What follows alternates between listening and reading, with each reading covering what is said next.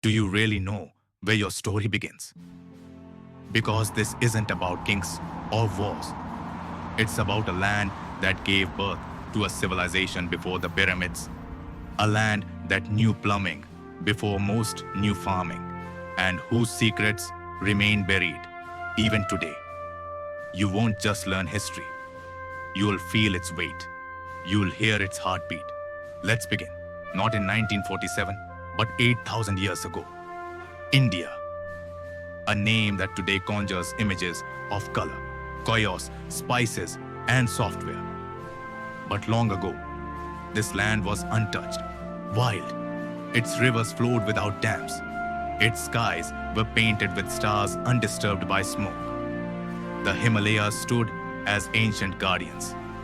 The Ganga, the Yamuna, and a now vanished giant, the Saraswati, carved paths through the plains. And on those plains wandered early humans, hunters, gatherers, storytellers. They left behind cave paintings, like those in Bhimbetka, drawings of animals, dances, rituals. These were not mindless primitives. These were the first artists of India. Then something changed.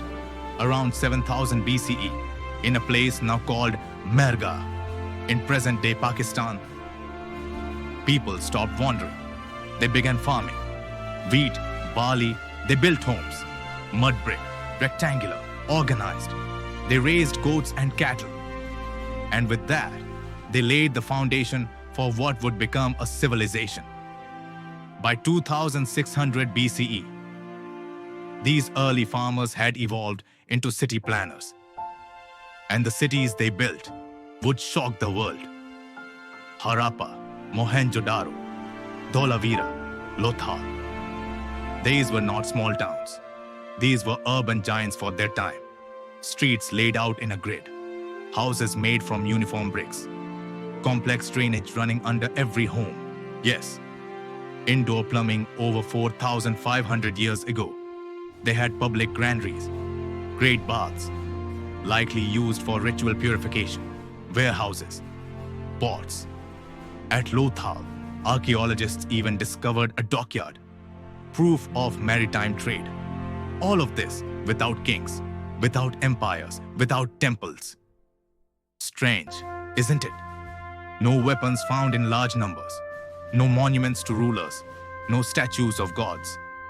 Just art, seals with animals and strange symbols. Jewelry made of gold, lapis lazuli and carnelian. Toys, dice, musical instruments. This was not a brutal warrior kingdom. This was a balanced society.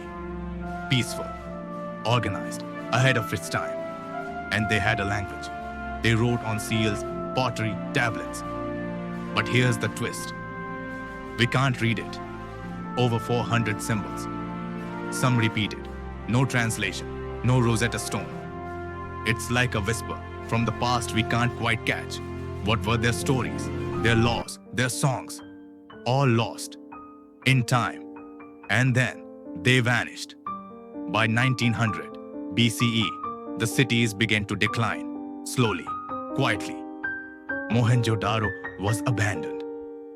Streets once filled with life, now filled with silence.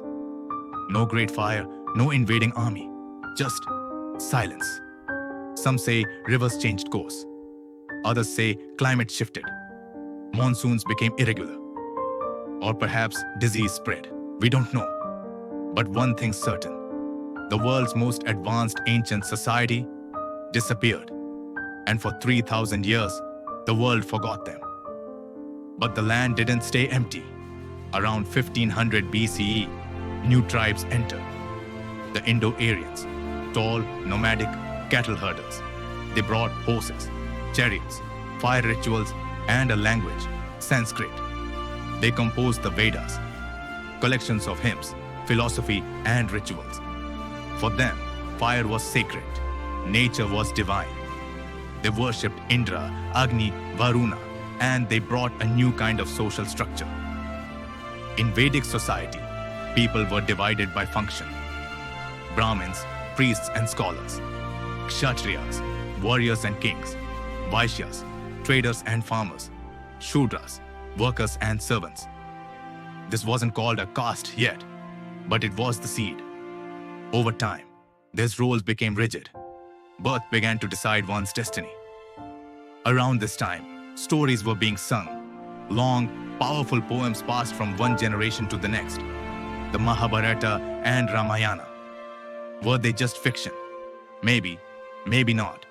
Cities like Hastinapur and Ayodhya, mentioned in these epics, have been found in excavations. Kurukshetra exists. Ancient iron weapons have been discovered there. Maybe myth and history were never that far apart. And now, India was changing. Small tribes would become republics. Republics would become kingdoms. And soon, a new force would rise. A young boy, born in poverty, would one day build an empire so vast, even Alexander the Great would turn back. In the next episode, we meet Chandragupta Maurya, the man who unified India, and the mastermind behind him, a political genius named Chanakya. This is just the beginning. Episode 2. The Rise of Empires, from Chandragupta to Ashoka. You've heard the word empire before, but in this episode, we don't just talk about kings and palaces. We're diving into a time when India was a land of hundreds of kingdoms, always fighting, always shifting, and yet, one boy from a poor family with no army, no power, would rise to become the first emperor to unite India. Not with magic, not with luck, but with the mind of a genius strategist. A man who would shape history without ever wearing a crown, ready to meet him. After the Vedic age, India became a chessboard of small kingdoms. These were called Mahajanapadas, 16 major republics and kingdoms. They spoke different dialects, followed different rules. From Magadha in the east to Gandhara in the northwest, each had its own ambitions. They traded, they fought, they rose and fell. Among them, Magadha began to shine brighter. Why? Because of its location, sitting near the Ganges with fertile land and iron-rich hills. Magadha had the perfect ingredients to become an empire. But power needed a visionary. Some say he was born in a humble village. Others say he was royal but cast out. Either way, Chandragupta Maurya began with nothing. No army, no wealth, just a burning ambition. And a teacher named Chanakya. Chanakya, also called Kautilya, was no ordinary man.